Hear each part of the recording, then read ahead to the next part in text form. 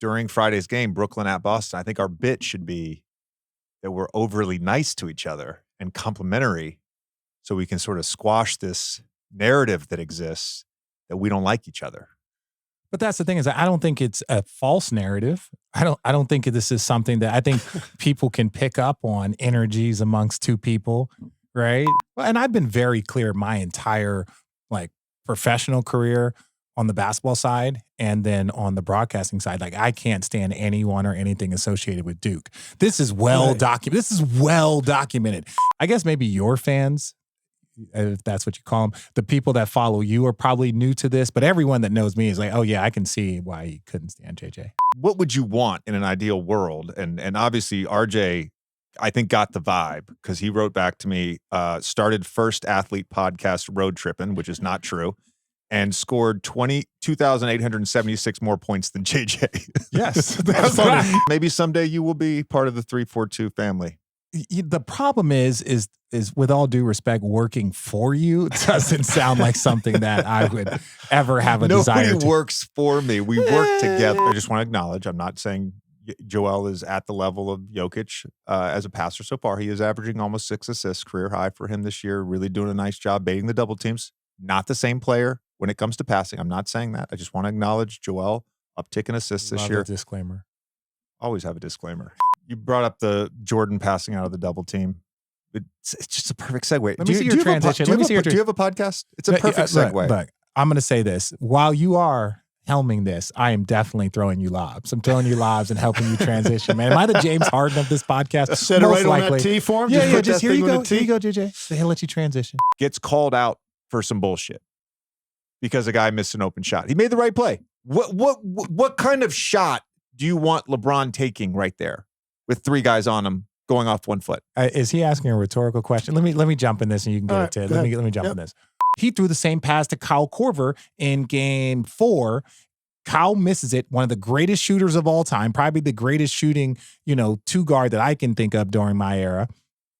And so when you look at just like a catch and shoot guy, JJ, just like roam around, catch and shoot. So Kyle Korver has a wide open look from the corner 3, get the best shot possible for our team. And I don't know, would you have made that shot? Well, I don't get why we can't have a conversation where you just can't throw a dig. Just don't throw a dig at me. It's not necessary. So necessary. I'm so glad you said this. Well, number one, we've got more to cover on this, but it does segue us into the next topic as well. You're so good. I'm telling you, bro. You're so good. People just think that I'm just good looking. We had 30 minutes with Commissioner Silver when we did the Royal We. It's a company of several people that all work together. Collaboration. Nobody works for each other. So whenever I talk about, I love the Royal We. I love the Royal We that you include. We don't choose that, man. That's the coolest thing to me about basketball players. No. What do you mean? I know what you're saying. I disagree with you on that.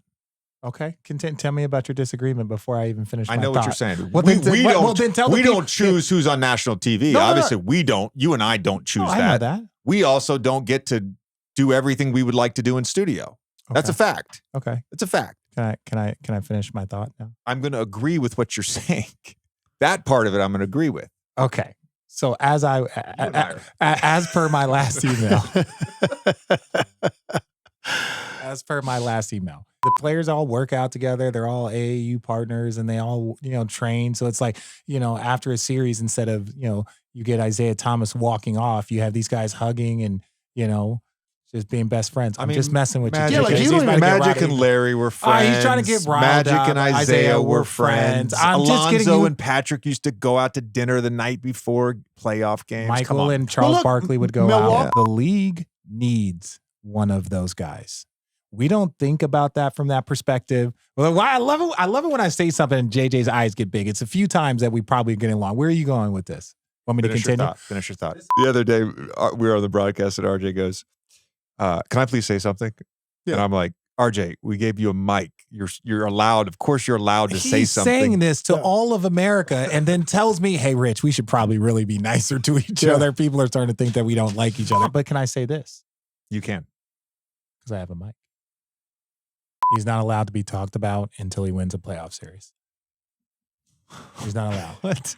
We're talking about all-time greats, and he Oh is. no! Oh, I thought you were talking about all. No, No, I'm saying, no, what I'm saying. no. What are you talking I about? just What are you said talking? he's a long way off based on the resume, know and then that. I had a slight chuckle. I know. Because but you're I saying, knew it was going to offend you, Yeah, it's gonna offend me. so I did the preemptive chuckle. I don't disclaimer. like your disclaimer, so you could just say whatever. You can't just say whatever you want after the disclaimer.